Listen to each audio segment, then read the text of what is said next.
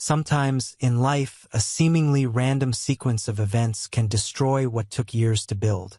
Once broken, certain things can never return to the way they were, no matter how much we might wish it. Think of it this way. Imagine a gust of wind blowing a small twig off a tree on the side of a hill. The twig lands on a pebble, which dislodges the stone it was holding in place. That stone was the only thing stopping an avalanche of boulders from crashing down and wiping out the city below. My name is Robbie Patrick, not Rob, not Bob, and definitely not Bert. Just Robbie. And what happened to my happy marriage unfolded in a chain of seemingly random events, much like the story of that twig. My wife Carrie and I were your typical double income, no kids couple.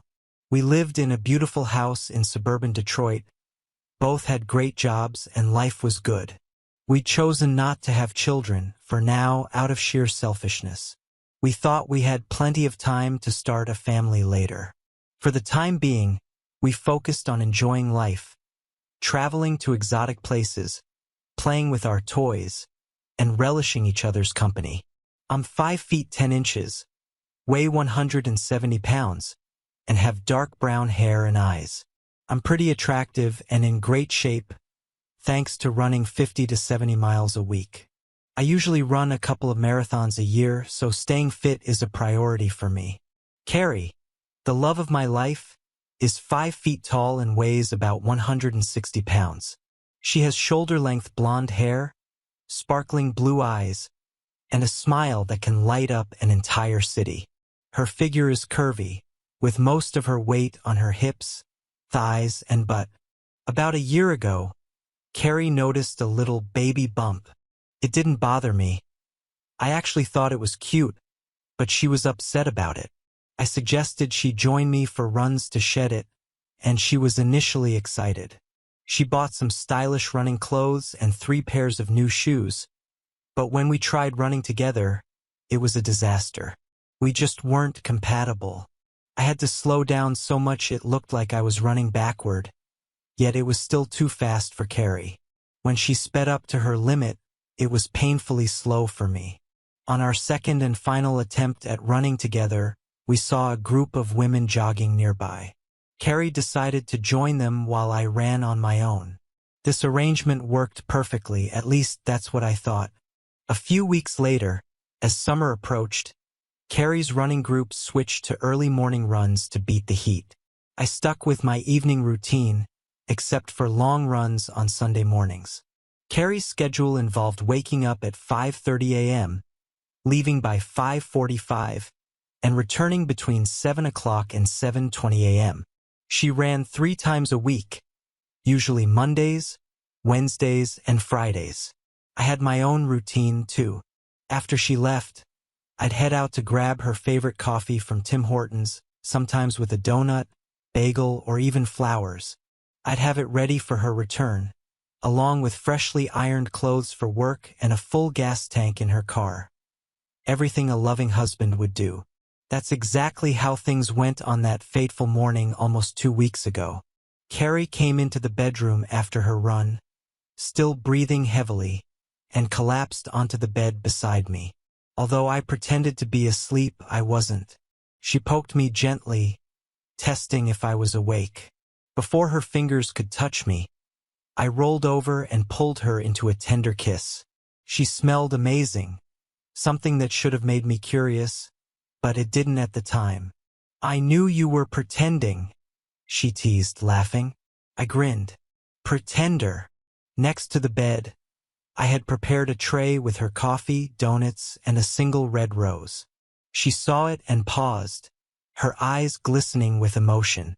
A tear formed at the corner of her eye as she whispered, "I don't understand why you do things like this all the time, but somehow, it feels like the first time every time." I chuckled. "I'll never understand women." She picked up the tray and inspected it playfully. "Coffee, donuts, and a rose," she mused.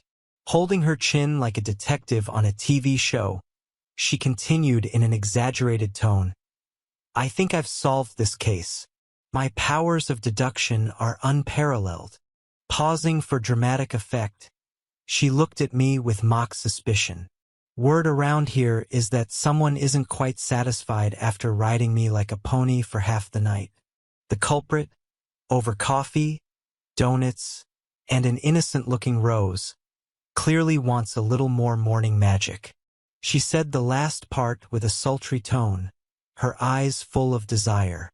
Needless to say, we were both late for work that morning, and many mornings, in fact. At that moment, I genuinely believed everything was perfect between us. I would have given my life for her without a second thought. But life has a funny way of turning on a dime. On an otherwise average evening, I walked into the house after work, changed into my running gear, and kissed Carrie, who was mopping the kitchen floor. That was always a telltale sign we were expecting guests for dinner. As I kissed her, I noticed a light sheen of sweat on her forehead. It wasn't something I thought much about at the time, but it planted a seed in my mind. "Don't be late. I need you to man the grill," she said, trading my quick kiss for a much more passionate one on the lips. "Carly, if you keep this up, I'm never going to leave," I said, smiling. "I've got something down here," she said coyly, motioning lower. "That needs to be filled with you." I laughed and kissed her again. "I'll take care of that when I get back." A mile into my run, I was on cloud 9. Evanescence was blasting in my ears. I was doing what I loved, and life felt perfect. And then, as if fate wanted to nudge me, a bead of sweat rolled into my eye. Wiping it away triggered a fleeting thought. Why did Carly smell so fresh after her morning run but sweat from a little cleaning? Something didn't add up, but I couldn't put my finger on it. That evening, our dinner guest turned out to be Georgette, one half of an older couple we socialized with in the area. She was alone because she and her husband Tom were getting a divorce. Carly had invited her over to offer support, and I, by default, was included in the evening. After cooking the steaks, I sat down with them as Georgette vented about how Tom had run off to Mexico with his secretary after a fling. Not particularly interested in the drama, I excused myself and headed to the garage to work on my prized possession, my S6 Mustang GT. I was prepping it for the Woodward Dream Cruise, installing billet grills to make it stand out even more. With its shaker intake system, it was already a unique ride, but I loved making little adjustments. I should have paid more attention to Georgette's story. In hindsight, her experience could have been a warning for me. The next day, Thursday, Carly didn't have her usual morning run. Instead, she woke me up with an intimacy that still lingers in my mind. "That should keep you from even looking at your secretary," she teased with a grin. Afterward, she rolled over and hugged me tightly. We lay like that for a while before she quietly said, "Please don't ever cheat on me." "I promise I never will," I replied sincerely. And I meant it. I loved her with everything I had. After 8 years of marriage, we still shared moments of passion that many couples only dream of. Who in their right mind would want to ruin that? Yet sometimes women have a sixth sense about things, a perception that men can't quite grasp. That evening, while out for another run, I turned a corner in the park and noticed a familiar figure in the distance. It wasn't someone I knew well, just someone I had seen around. She was running alone, and on impulse, I slowed my pace to match hers. "Hi," I said, trying not to startle her. "Why are you here today?" She seemed wary, as was natural for a woman running alone. "I'm Robbie," I added, hoping to put her at ease. Her expression didn't change. It was clear Carly hadn't mentioned me much during their runs. "Carly's husband," I clarified. Recognition flashed across her face, and then she smiled. But it wasn't the dazzling, megawatt smile I was used to from Carly, the kind meant to charm crowds. No, this was a subtle, intimate smile. It involved her green eyes, even her nose, and seemed to be meant for just one person, me. In that moment, I was still deeply in love with Carly, but this woman's smile made me pause. It wasn't just a smile.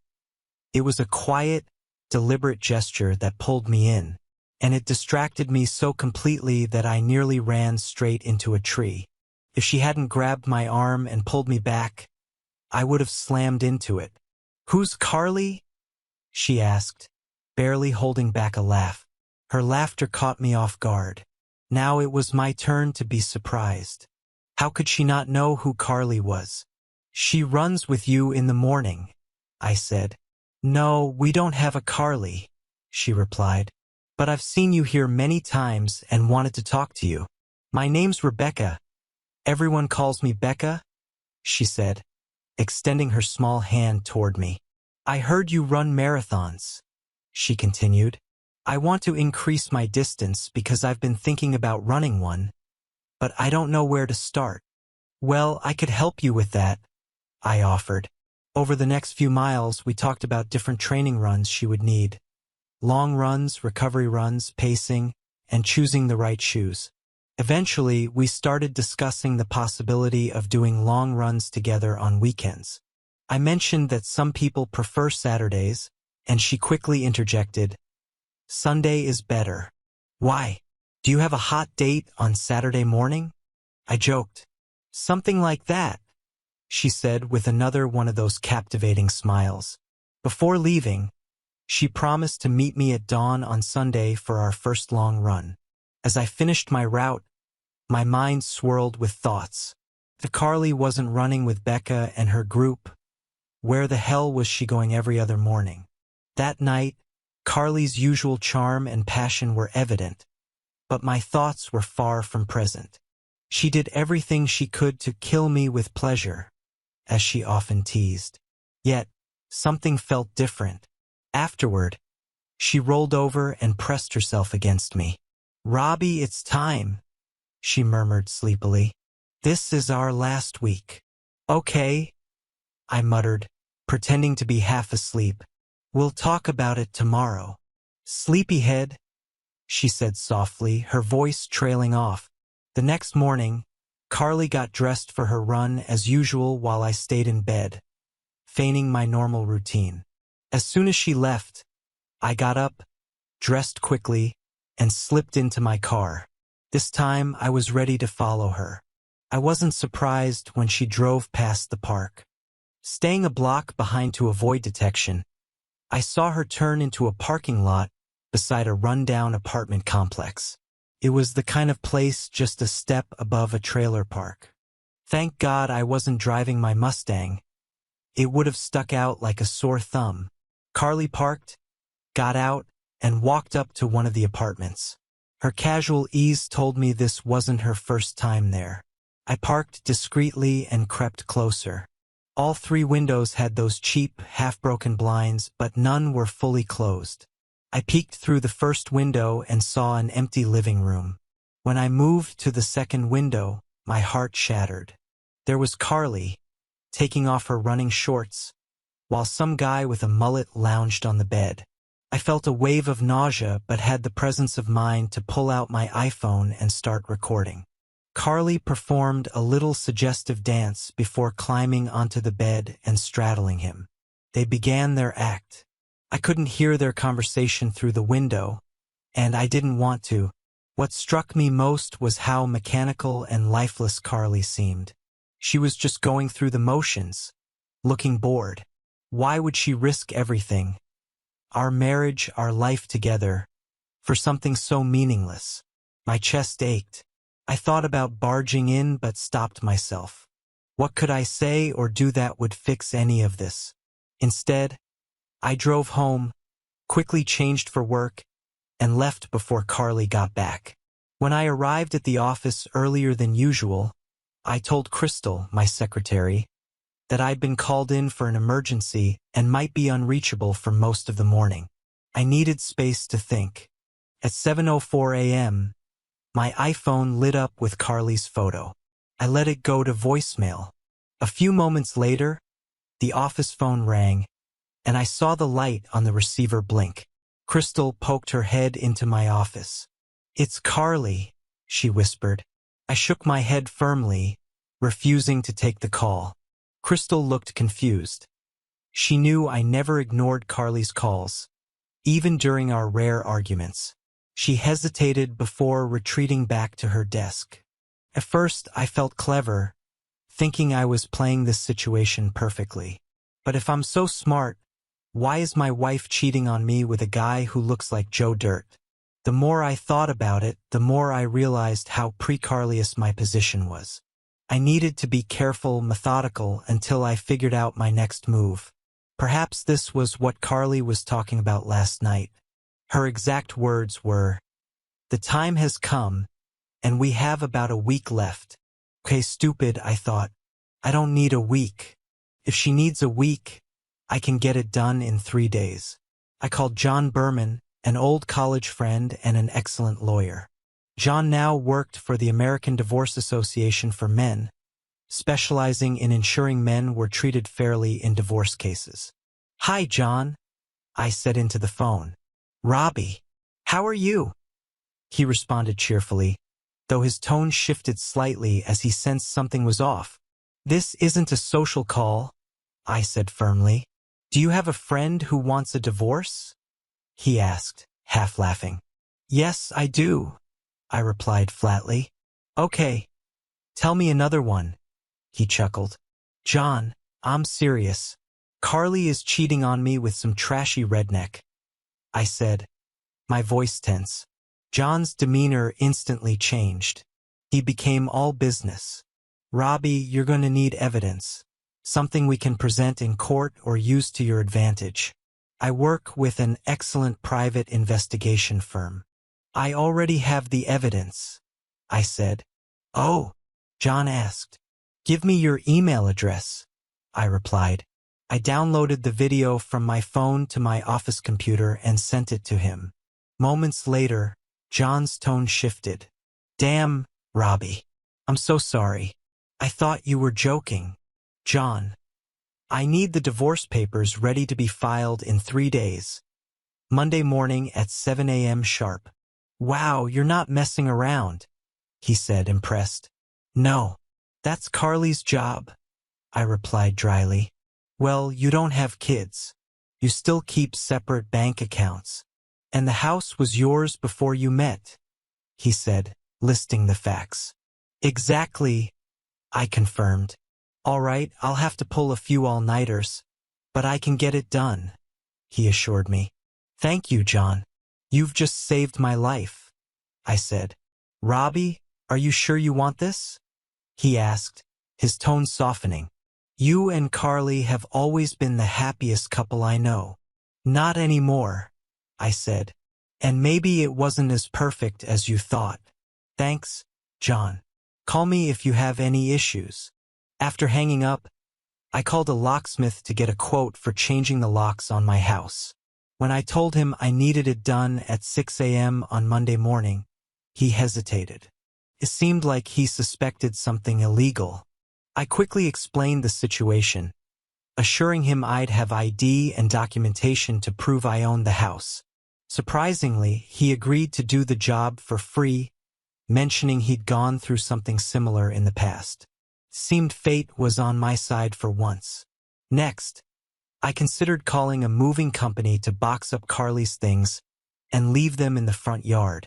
My second thought was to make her wait for a court order to retrieve her belongings.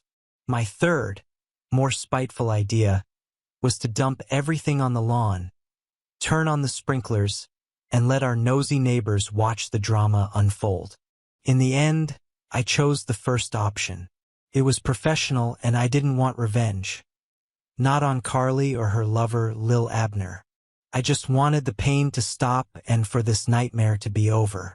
But one thing was certain. I would never trust another woman again. From now on, I'd keep things casual.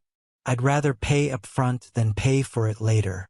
By lunchtime, Carly had called my cell 18 times and left 4 messages with Crystal, my secretary. Neither Crystal nor I were surprised when Carly showed up to take me to lunch. The real surprise was when I wasn't there. "But his car is still in the parking lot," Carly insisted. "They all drove off in the new SUV," Crystal replied with a serious expression. I had to give Crystal credit. She might not have known the details, but she clearly knew which side her bread was buttered on. I knew I'd have to talk to Carly eventually, but I was determined to delay that conversation for as long as possible. Later, John called me back to go over details. He mentioned that the private investigators had already earned their pay. They'd used the video to trace the address of the apartment, identify Carly's lover, and confirm that he was married. How does that help me? I asked, still feeling overwhelmed. Robbie, even the calmest people can lose their minds when it comes to legal matters, John explained.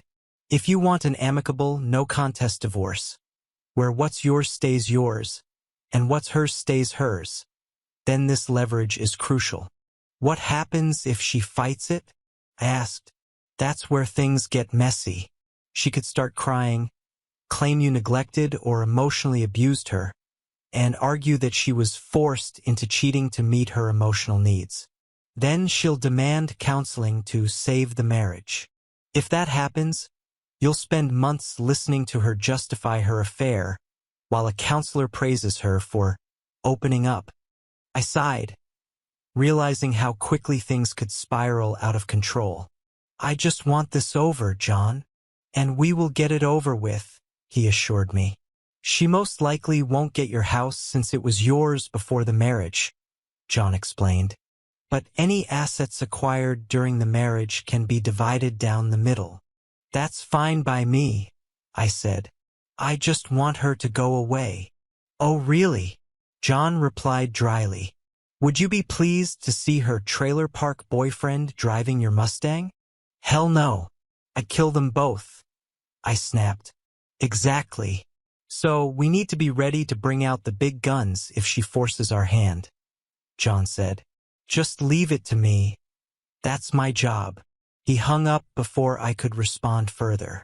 Knowing Carly would be home soon, I left a message on the home phone instead of calling her cell. I wanted to avoid speaking to her directly. I tried to make my voice sound casual as I said I'd be working late due to some problems at work. As I left the message, her words from the previous night echoed in my mind. Please don't ever cheat on me. Maybe I should have asked her the same thing, I thought bitterly. But it was too late for that. After work, I went to a club with some friends. Most of them were still married, and I wondered how many of them had been through something like this. Eventually, they left to head home to their families, but I lingered, dreading the confrontation waiting for me. I finally walked into my house at the extremely late hour of 7:15 p.m. The sun hadn't even set yet. Carly greeted me with a flurry of complaints. Why hadn't I called her back? Where had I been? She tried to hug me, but I pulled away, deflecting with a reminder that I needed to prepare my car for the dream cruise the next day. I haven't seen you all day, and the first thing you mention is the car? She complained. Then, jokingly, she added, You don't love me anymore. She had no idea how prophetic her words were. Of course I do, I lied. It's just been a long, crappy day. I need to leave early in the morning and will be out all day, I added. I really need to wash and polish the car now. Okay, honey, she said, sighing.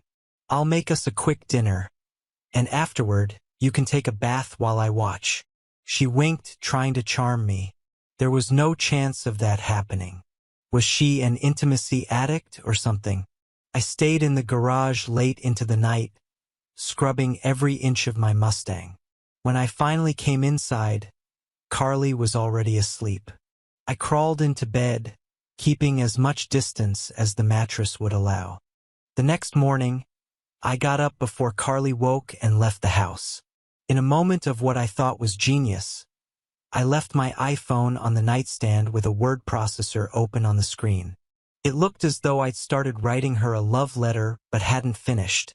I knew she'd read it but wouldn't mention it. She wouldn't want me to think she'd invaded my privacy. At the same time, leaving the phone behind ensured she couldn't contact me, delaying her suspicion that something was wrong. When I arrived at the dream cruise, one of those seemingly random moments happened that would change everything. The dream cruise had grown into an event of its own, celebrating classic cars and hot rods. Originally a one-day affair, it now featured vehicles from all eras circling the central boulevard between Ferndale and Pontiac, Michigan. Despite its suburban route, it was considered a quintessentially Detroit event, though ironically, it never entered the city limits. Each participating city hosted its own events, from 1950s themed parties to exhibitions celebrating specific makes or models of cars. For me, the highlight was Mustang Alley in Ferndale. It was a paradise for Mustang enthusiasts, with up to 600 Mustangs of all eras and styles displayed along the 9-mile road. Thousands of people wandered by, admiring and photographing the cars. As I parked somewhere in the middle of the event, I noticed a now familiar pair of legs. The figure they belonged to bent over, revealing a heart-shaped curve that I hadn't noticed before. I hadn't even started polishing my car before I found myself walking toward those legs. And their owner. "This is your hot date?" I asked as Becca quickly straightened up, flashing me one of her radiant smiles. "So, you're here helping your boyfriend with his car?" I continued, pressing on with my misunderstanding. "You must really love him to do this." "Well," she said, chuckling, "I don't have a boyfriend. This is my car." "Very impressive," I said, even more intrigued. "Let's see." It's an '09 V6 convertible with a custom dual exhaust system. Mac Performance exhaust, right? Her eyes widened. "Wow, you really know your Mustangs. How did you know it's a V6 and not a GT? And how did you know it's an '09? I smiled, enjoying the chance to explain. "Your rear bumper is straight. It doesn't have the cutouts for the dual exhaust system that came standard on all 99 to '04 models. That means you added the dual exhaust yourself. GTs always come with dual exhaust from the factory. Also, you don't have fog lights. Another clear sign it's a V6. Finally, the anniversary fender badges only come out every 5 years. This car couldn't be an '04 because it's the wrong body style, and it's definitely not a 14, since that was still in the designer's dreams back then. So it's an '09. I finished with a playful bow, and she laughed. "So why are you here? And what's her name again?" "Sorry, I can't remember your wife's name," she asked. "This is Carly," I replied. "And in a couple of days, she'll be my ex-wife." That cooled our conversation for a moment, and the day could have continued uneventfully until fate intervened. "Robbie, I have a problem," came a voice behind me. I turned to see Becca walking toward me again. This woman knew how to make an impression without even trying. She wore a simple t-shirt and shorts, modest, stopping about 3 inches above her knees. Yet her toned legs, athletic thighs, and effortless confidence made her stand out. The t-shirt wasn't form-fitting, but it emphasized her figure just enough. Her hair wasn't styled, and she wasn't wearing makeup, yet she outshone every auto show model. "Oh my God! This is amazing! What kind of car is this?" she asked, pointing to a bright yellow Mustang. "It's an '06 GT with a shaker hood, painted in screaming yellow with black racing stripes," I replied. "If this is your soon-to-be ex-wife's car, you must have really loved her to do this," she said, teasing. Then, seeing my reaction, her tone shifted. "I'm so sorry. I didn't mean that." She reached out and touched my arm, and it was like an electric shock. For a moment, all thoughts of Carly and her betrayal vanished. "I'm really sorry. Forgive me," she said softly, her voice sincere. "So, what's the problem, Becca?" I asked, shifting the focus. "What did you bring for lunch?" she asked. I paused, realizing I hadn't brought anything. It had been a long, hot day, and I felt a bit foolish. There's a McDonald's up the street, I suggested. She laughed. So, you're planning to run back and forth to McDonald's all day, even though your neighbor me brought a gourmet lunch and a trunk full of snacks? When she put it like that, I laughed too. Yeah, that was the plan. Why? Why would you do that when I'm offering to share? She teased. Women always want something in return, I muttered under my breath, then added louder. Whatever you need, Becca. If I have it, it's yours. Just like that? She asked, smiling. Just like that, I replied. Well, I forgot all my car care products, she admitted. I need quick polish spray, chrome polish, tire gel, and glass cleaner. I popped my trunk and handed her everything she needed. She'd never used tire gel before, so I showed her how to apply it. She was amazed at the shine it gave her tires. And this way you waste less product, I added. We spent the rest of the day by our cars, talking and laughing. I don't remember how many people stopped by, or if anyone did. We spoke about everything: running, cars, my impending divorce. She understood more than I expected. She'd gone through the same thing 4 years ago, which explained why she didn't have a boyfriend. She didn't want to repeat her past mistakes. When it was time to leave, I didn't want the day to end. I thought about asking her to dinner but decided against it, thinking it might be inappropriate given the circumstances. We said goodbye, and as she walked away, I could have sworn her smile was a little wider when she said, "See you in the morning." When I arrived home, Carly was waiting for me.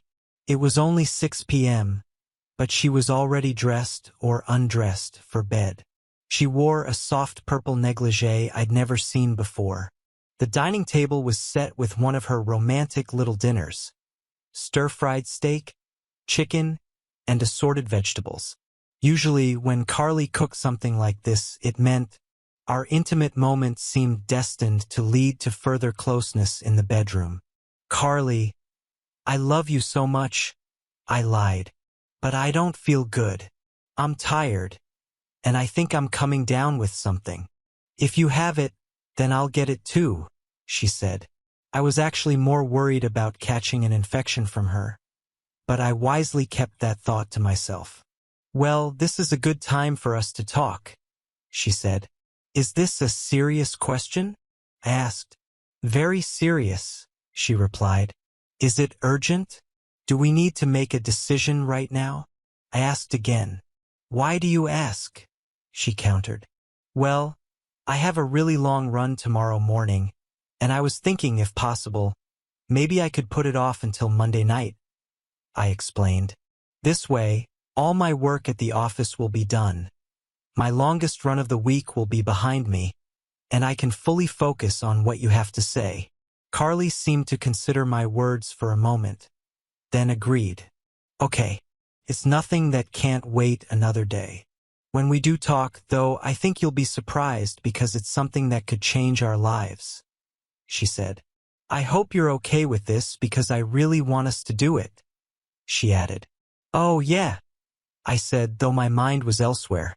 I was convinced she was planning to leave me for that guy from the trailer park she'd been seeing. I wondered what made him so much better than me. Couldn't have been their nights together. Looking at them, it wasn't nearly as intense as what we had. It just seemed like two people going through the motions out of boredom. She didn't seem to enjoy it, nor did she even favor their usual position. What could possibly be the attraction? Then it hit me. Maybe I was the one missing the point. Perhaps what she was getting from Jethro was exactly the kind of connection she wanted. If that were the case, I'd be glad to let her go. I swore to myself that once this was over, I'd never let another woman get so close to my heart or my feelings again. In the back of my mind, though, I couldn't help but think of Becca. By Sunday, I felt more relaxed. I woke up before dawn, genuinely excited for the long, hard run ahead. That night, Carly rolled over and wrapped her arms and legs around me as if I were her life preserver. She had no idea how true that felt for me. The only thought in my mind was how I could avoid her for one more day. Just seeing her conjured images of her with Barney. Carefully, I freed myself from her embrace and got out of bed. It's incredible how quickly emotions can shift. Just 2 days ago, I was so in love with this woman that I would have gladly laid down my life for her. I couldn't imagine a future without her. Now, she was just another person in my life. I knew these thoughts were fueled by anger and that I'd go through many more stages and emotions before this was over. But for now, as long as I could clearly see the pain she caused me, I needed to be free. I got dressed and microwaved some leftover pizza for a quick pre-run snack. I raided the fridge, stocking my bag with Snapple, Pepsi, Gatorade, and water. I added fruit, granola bars, and pretzels before leaving the house. It's funny, when I reached the door, I saw almost the exact same setup waiting for me, along with a note from Carly. The note read, "Be careful. It's going to be very hot outside today. Please don't push yourself too hard for one race because someone loves you and can't live without you. Forever yours, Carly." After reading the note, I suddenly felt the need to run. I got in my car, a Taurus today because I didn't want to risk scratching the Mustang. As soon as I closed the door, I laughed out loud. Oh, sure. She loves me so much, I thought. Yet she's been fooling around with some jabroni 3 times a week. Forever has a whole new meaning now. Just over 24 hours, apparently. When I arrived at the park, it was just starting to get light. I immediately noticed Becca's Mustang parked there, with her sitting on the hood. She didn't even look up when I approached. I parked next to her, realizing she seemed more attractive every time I saw her. When I got out of the car, her face lit up as she recognized me. "I was looking for a yellow stain," she said with a smile. "I didn't want it to sweat," I replied with a grin. "A guy who spoils his car will probably spoil his women," she teased, laughing. There was that awkward silence again as we both realized what she just said. Then, she opened her mouth and started making strange movements with her hands. "What are you doing?" I asked, amusement in my voice. "I'm trying to get my foot out of my mouth," she laughed. That was enough to break the tension, and the chemistry between us started to intensify again. We began running at an easy pace. Luckily, the park had a simple oval track about 3 miles long. My goal for the day was 22 miles, while hers was 14, the longest distance she had ever attempted, with her previous max being 10 miles. "We're both going to feel broken after this," I joked as we started. A couple of miles in, the sun rose, giving us a beautiful view. It wasn't high enough yet to scorch us, but the soft light and colors were stunning. I must have seen the sunrise at this park hundreds of times, but for the first time, I really noticed how magnificent it was. "It must be the company," I muttered under my breath. "What?" Becca asked. "I've just seen the sunrise so many times here, but I've never really noticed how beautiful it is until now." "I think it's because of the company," I said, my voice quieter. "I like you too," she replied seriously. Then, after a pause, she added, "I just don't understand. You seem like such a nice guy. Why are you getting divorced?" "Carly," I began. Unlike our conversation on Saturday, I didn't hold anything back. As we ran, I told her everything, including how she played a role in uncovering Carly's deception. "What a stupid," she blurted out, then quickly apologized. "Sorry, it just slipped out." I glanced at the lap counter on my watch. "Becca, you should take a walk to cool down," I told her. "Oh, trying to get rid of me?" she teased. "I'm sorry for calling your wife that. But honestly, if the woman I married was half as nice as you, we'd still be married. Nothing could tear us apart," she said with conviction. "Becca, I'm not trying to get rid of you," I said, pointing to my watch. "We've just run 16 miles. "Oh," she said, catching her breath. I'm sure you have things to do today. It was a great run, I replied. The trunk of my car is open. There are drinks and snacks in there. You should grab something and start recovering as soon as you can.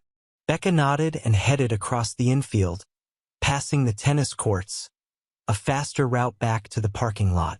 As I finished that lap, I realized I still had 5 miles to go. When I returned to the parking area, her car was gone. Exhausted, I completed my miles, barely making it back to my car. I grabbed a Pepsi from the trunk and noticed something unusual. My refrigerator bag was missing. In its place was a note that read, "Picnic area, large oak tree." Too tired to walk, I drove the half-mile to the picnic area, which was hidden from the road and only accessible if you knew it was there. Becca's car was parked nearby, and my refrigerator bag was there too. Suddenly, my exhaustion disappeared. I don't know how she did it or where she found paper plates and other supplies, but Becca had turned my fruit and snacks into a cute little breakfast setup. She stood by the picnic table, stretching under the shade of a large tree. I could have stood there for hours, just watching her, despite my legs cramping. "There you are," she said, breaking the silence. "Did you miss me?" "I thought you went home," I admitted. "I was so tired I could have hit you," she joked. "But I wasn't ready for it to end yet." I walked over to the table and grabbed a Snapple, scanning the setup. "What are you looking for?" Becca asked. Taking a sip of my Pepsi, I replied, "Oh my God, was this for you? I thought you somehow found out about my crazy love for Pepsi and brought it for me." She laughed. We spent a couple more hours there, talking about everything and nothing, before finally heading home. When I got back, Carly was waiting for me. She seemed genuinely concerned, or maybe just a skilled actress. Perhaps she truly was worried. I'd heard before that people could love 2 partners at the same time, but in different ways.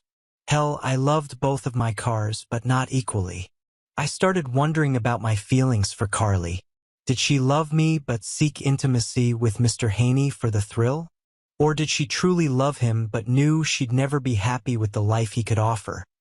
So she stayed with me, pretending to be content, and gave me nights as a consolation prize to keep me around?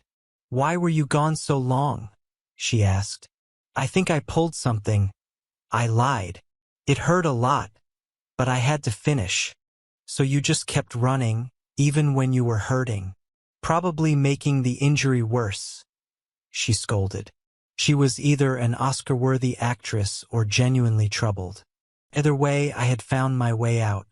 She filled the bathtub with warm, soapy water for me and handed me some Tylenol for the pain. "I was going to ask you to come with me to my mom's today, but I'll call her and tell her we'll come next week," she said. "Why don't you go?" I suggested. "I'll probably just sleep most of the day," I said, then realized I had almost slipped. "I mean, you don't have to wait until next week." I quickly corrected myself, trying to cover the mistake. "No, I should stay with you," Carly said, her eyes narrowing with suspicion. "Carly, just go," I said firmly. I genuinely believed she was going to Goobers to meet someone, but I didn't care where she went or how long she stayed, just as long as she was back by 7 a.m. tomorrow to sign the divorce papers. I wasn't even sure if I wanted her to come back at all. After she left, I took a long bath to recover from my run, then went to bed, attempting to sleep. But my mind was racing, too excited to rest. My thoughts drifted to Becca, and not all of them were pure. What's the difference? I asked myself. What's the difference between what Carly has been doing and what I've been thinking about doing? The only real distinction was that Carly acted on it, and I hadn't. In fact, I hadn't even considered it, until now when I realized there was no way I could go back to my old life with Carly. As I closed my eyes, vivid images filled my head. I imagined Carly with Goober, lying quietly next to me in bed. The scenes were so dull and lifeless that they didn't even wake me. Then she told me she was pregnant, smiling in a way that made it clear the child wasn't mine. When the baby was born, he was wearing a straw hat and chewing a piece of hay. Eventually, I drifted off to sleep, though I had no idea when Carly came home. She might have been gone for an hour or two or all night.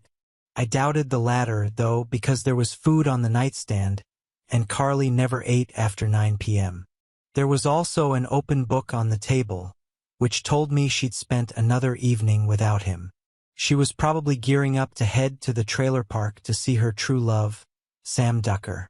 I glanced at the glow-in-the-dark alarm clock, watching the seconds tick by until the alarm rang, marking the end of my marriage.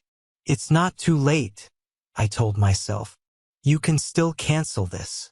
Carly wrapped her arms around me again, as if I actually meant something to her. For a fleeting moment, I thought, maybe I should have bought a cowboy hat. Despite everything, lying there with a woman who seemed to adore me felt good, especially when she bent over awkwardly just to be closer to me. Then the alarm went off, and I felt the tension shoot through Carly's body. I decided right then that her actions today would determine everything. If she stayed, I'd confront her but try to save our marriage. If she left, it would be over for good. I wouldn't push her decision in either direction. It had to be her choice. Carly started to get up, and for some reason, tears welled in my eyes. I tossed my rules aside. "Why don't you stay home today?" I asked, breaking my resolve not to sway her. "Maybe next time, honey," she said, kissing me lightly. "But today, I really have to go."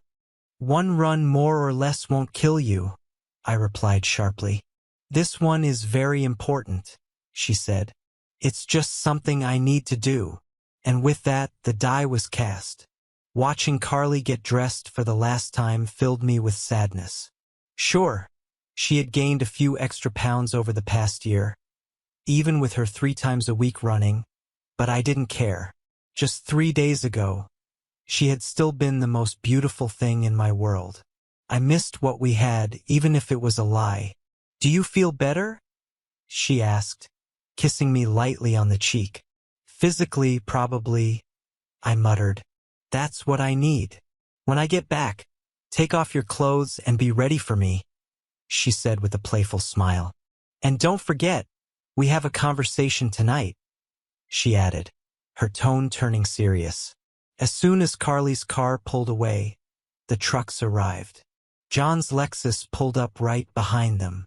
I opened the door, and the men began entering the house as I finished getting dressed.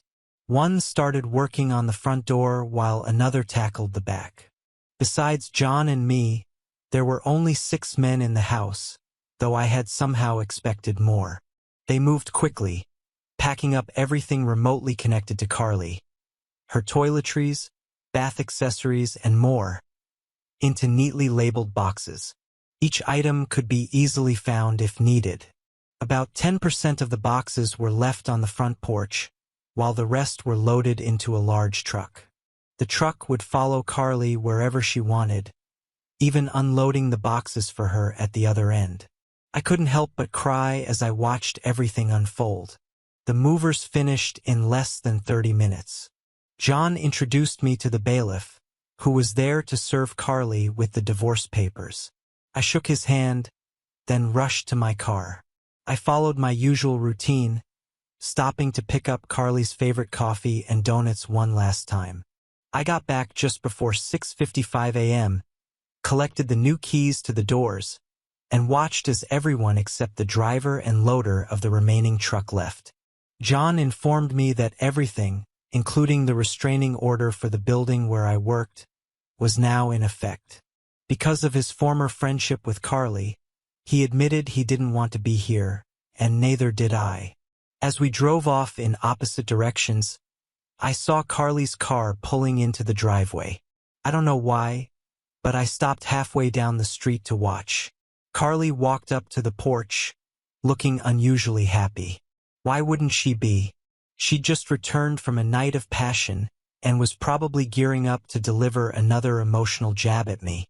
I saw her try to open the door, oblivious to the boxes stacked nearby. Then the bailiff approached her. They exchanged a few words before he handed her the envelope. Carly let out a scream so loud that I could hear it from halfway down the street. She dropped to her knees and just sat there. I left.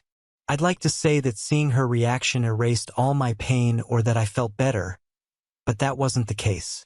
It did, however, dull the edge of my anguish, putting me on the path to recovery. The next few days with Becca helped ease the hurt. I'd often heard that love couldn't be turned off like a switch, but it seemed that replacing bad love with a better one could work miracles. Barely 24 hours earlier, I'd experienced the biggest shock of my life. My significant other, the love of my life, was divorcing me. Although Robbie had kicked me out of the house, he had done so as gently as possible, which told me he still loved me. For some reason, though, he had decided we couldn't continue. After I finished crying, I asked the truck driver to take me to my mother's house. I had just seen her the day before to share other news, so this would come as a shock. I didn't unpack my things because, deep down, I didn't plan to stay there long enough to need them. I saw that John Berman was Robbie's lawyer and decided to call him. "Hi, John," I said into the phone, fighting back tears. "Carly," he replied cautiously. "Yes, it's me," I said. "Carly, we shouldn't talk without your lawyer present," he said. "I don't have one," I cried. "Well, as your friend, I'd advise you to find one," he replied. "Why, John? I don't want a lawyer.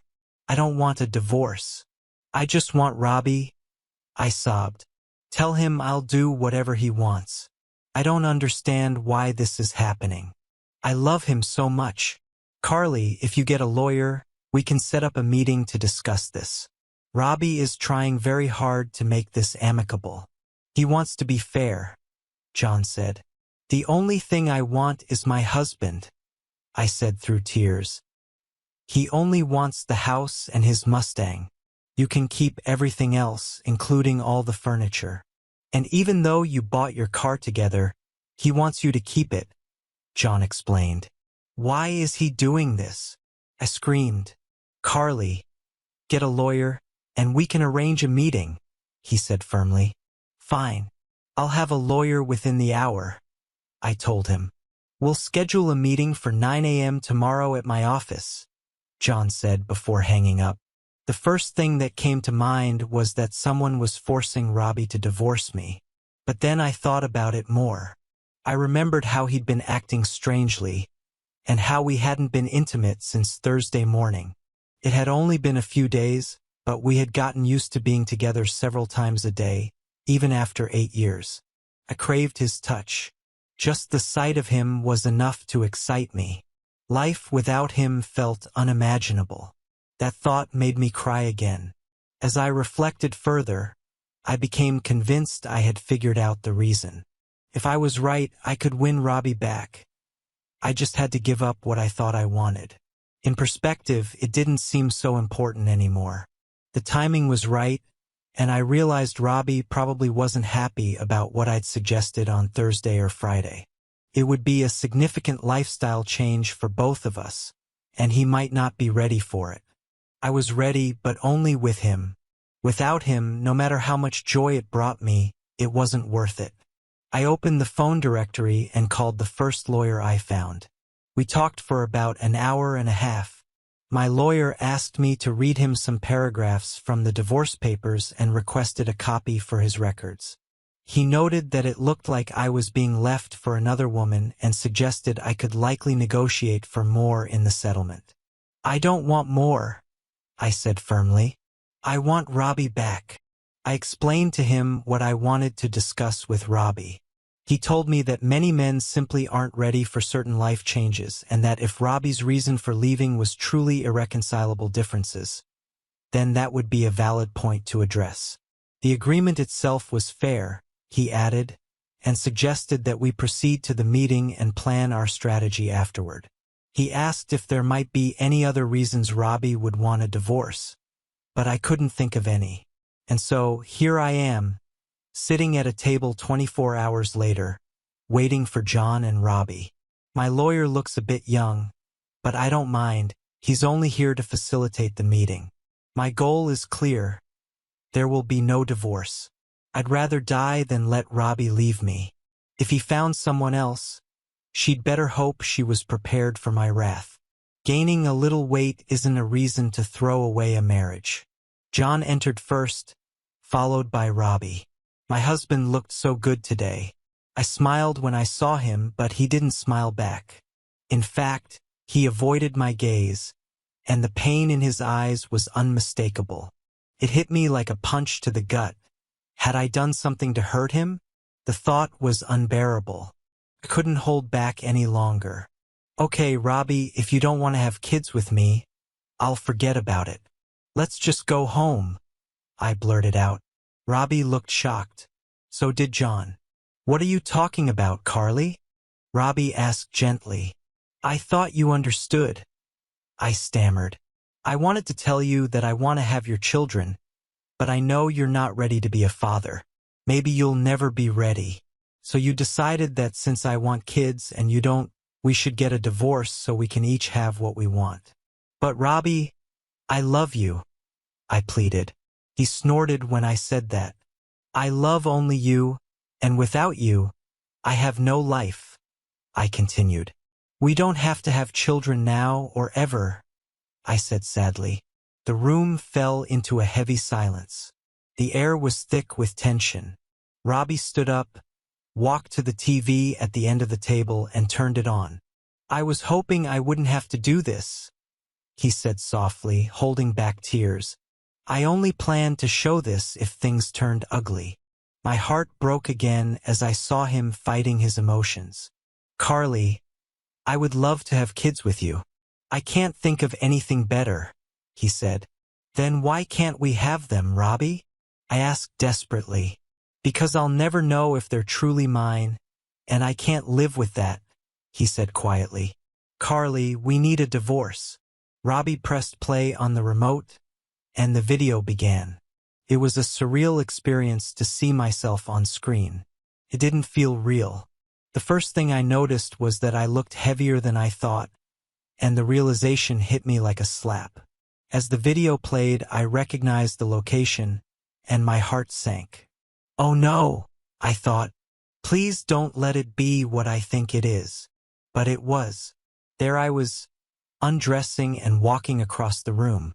My lover, Mark, was already on the bed. Watching myself climb onto the bed, I couldn't help but think, is my butt really that big? The intimate act unfolded on screen. I wanted to disappear.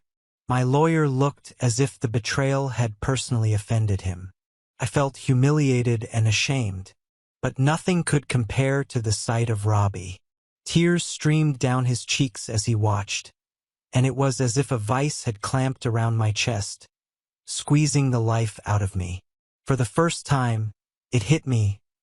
I could lose him for real, forever. Up until this moment, none of it felt real. It was like a nightmare I could wake up from. But now I realized how much I stood to lose. I wasn't giving up without a fight. Robbie, it's not what you think. I can explain, I cried out. But Robbie didn't even look at me. He just sat there, head down on the table, sobbing. John suggested, though this wasn't a trial, that we take a break to discuss the situation. He led Robbie out of the room. As soon as the door closed, my lawyer turned to me, his face flushed with anger. You idiot, he yelled. Why didn't you tell me about this? You've already lost everything. Sign the damn papers before they change the terms, he shouted. You're lucky Robbie is being kind and his lawyer is going easy on you. If I were representing him, we'd sue you for adultery and make sure everyone you know saw this video. We'd even sue your lover for breaking family ties. And if he's married, we'd go after his wife's case too. He shoved the papers toward me. Just sign the damn papers, he said. I want my husband back, I stammered. He looked at me with utter frustration, like a parent watching their child drop an ice cream cone they had begged for. His expression said it all. I gave you this chance and you ruined it. Move on. We can offer counseling, he said sharply. But let's be honest, it won't work. Like you said, he's a good guy and he loves you. But you've destroyed him. Anyone can see that. If this goes to court, and he cries for you like he just did, then shows that video, you'll lose everything. He sighed heavily and added, I'll do you one last favor. I can't continue representing you. There's a conflict of interest. That means they can't proceed until you find another lawyer, which will buy you some time. He gathered his briefcase and headed for the door. I'll bill you, he muttered before leaving.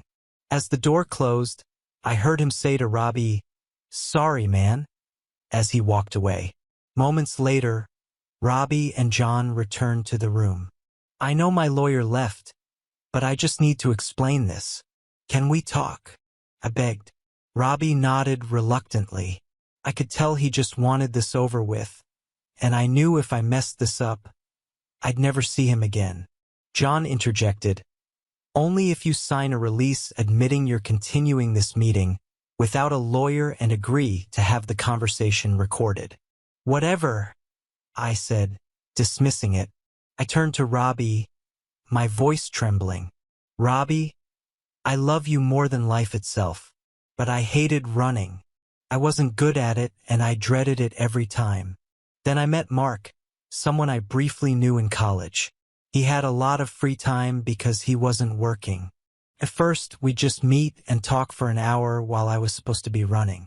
But then, because I kept showing up in tight workout outfits, he started complimenting me, telling me how good I looked. I felt vulnerable because I'd gained weight, and hearing those compliments from someone who didn't have to say them was flattering. I liked it. One thing led to another, and he touched me. That led to, well, the first time. Robbie, it wasn't about the intimacy. It was just something to fill an hour, I said, realizing how hollow it sounded. Maybe the idea of someone else wanting me made it exciting, I added hesitantly. But it wasn't love. I only love you. Robbie sat silently, his expression unreadable. I took a deep breath and continued. The day you made that video, it was Friday, wasn't it? That day, I told Mark it was over. I was done lying to you. I wanted to stop because you and I were about to start a family. I had decided to stop taking the pills, and I didn't want to risk anyone but you being inside me. My voice shook as I recounted it. He laughed and said I'd be back in a week because I'd miss our so-called hot nights. But Robbie, I said, managing a weak laugh, the intimacy wasn't hot. It was boring. I told him he couldn't even compare to you. Most days, when I was done with him, I couldn't wait to come home to you. He was just an appetizer. Robbie, you were the main course. Even as I said the words, I knew how empty they sounded. Robbie handed me the divorce papers and stepped back from the table. I need to ask you 4 questions, he said, his voice steady but cold. If you answer all 4, I'll tear up these papers and we'll try to fix this. But if you can't answer even 1, you have to let me go. I nodded. Do you love me? He asked. With all my heart and soul, I replied without hesitation. Did I love you? He asked. Yes, you really seemed like you did, I said softly. Did I ever hit you? Treat you badly? Refuse to listen to your opinions? Or make you feel like you couldn't come to me if something was wrong? No, never, I said, managing a small smile. Then why? He asked, his voice cracking. Was it easier for you to have an affair with some farmer for a year and ruin our marriage than to just say, Robbie, I don't like running? I froze. I had no answer. The silence in the room was deafening. I refused to sign the papers that day. The weeks that followed were some of the hardest of my life. Robbie never posted the video online or shared it with anyone. He didn't speak badly about me, even though he had every reason to.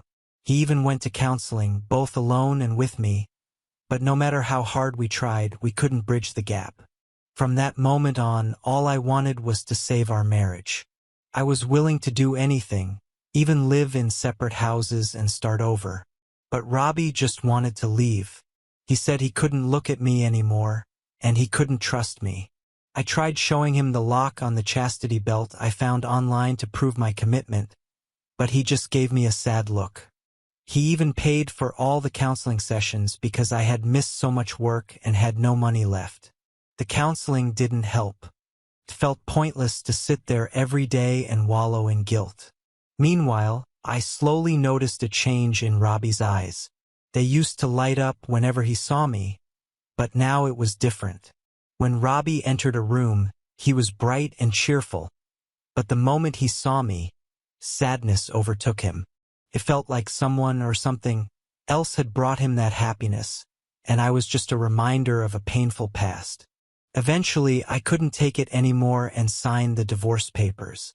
Deep down, I hoped that time apart would bring us back together. I finally understood how badly I had hurt him, and I thought that maybe being away for a year or so would show him that no matter how much I had messed up, I would never hurt him again. Maybe, during that time, he would also realize that no one could love him as much as I do. I also clung to one hope, that someday we could still have the children we both wanted so much. He even said during one of the lawyer meetings, "Carly, I would love to have kids with you. Even if it kills me, we'll have them." Later, Robbie went on a solo cruise to figure out what he really wanted. I secretly hoped he'd realize that he still wanted me. About 6 or 7 months later, I was driving past the park when I thought I saw him running. Robbie always had this effortless, carefree stride that made running look so easy. People often say running is good for you, but there's an old joke. If it's so great, why do runners always look miserable? Robbie was the exception. He ran with the biggest smile on his face, the same smile he used to have when he looked at me. I saw him run toward his old car. He still refused to drive his Mustang. After the divorce, he seemed to pour everything into running to lift himself out of the sadness. I slowed my car as I approached him, hoping that maybe he'd finally be ready to talk to me. I had been praying for this moment for nearly a year. Then I saw the source of his smile. She came jogging down the path, almost as gracefully and effortlessly as he did. I had to admit, she was beautiful. She had this crooked smile that she kept flashing at him. I desperately wished I could hear what they were saying. Robbie laughed at her, probably because he had outrun her. Then, she did something that hurt me more than anything else in my life. She shook her head in mock denial, and as her hair fell around her perfect face, she pointed at her stomach, her belly. A small bump that was inconsistent with the rest of her slim figure caught my eye. I craned my neck for a better look. Robbie placed his hand gently on her stomach, leaned in to rest his ear against it, and kissed it softly. She stroked his hair lovingly and kissed him back. This fool, my husband, had gotten another woman pregnant. The first thing that came to my mind in that moment? The steering wheel. Because the airbag didn't deploy, and I was so busy watching them that I drove into oncoming traffic. The truck that hit me didn't even have time to brake. Fortunately, I died instantly without any further pain. But honestly, it didn't matter. The moment I saw that woman carrying the child that should have been mine, I had already died inside. What do you think about today's story? In this story, the wife was clearly in the wrong. She cheated on her husband for over a year simply because she didn't want to run 3 times a week for an hour. A completely absurd reason, in my opinion. But what about the husband? If you enjoyed this, subscribe to JK Tells a Story for more tales.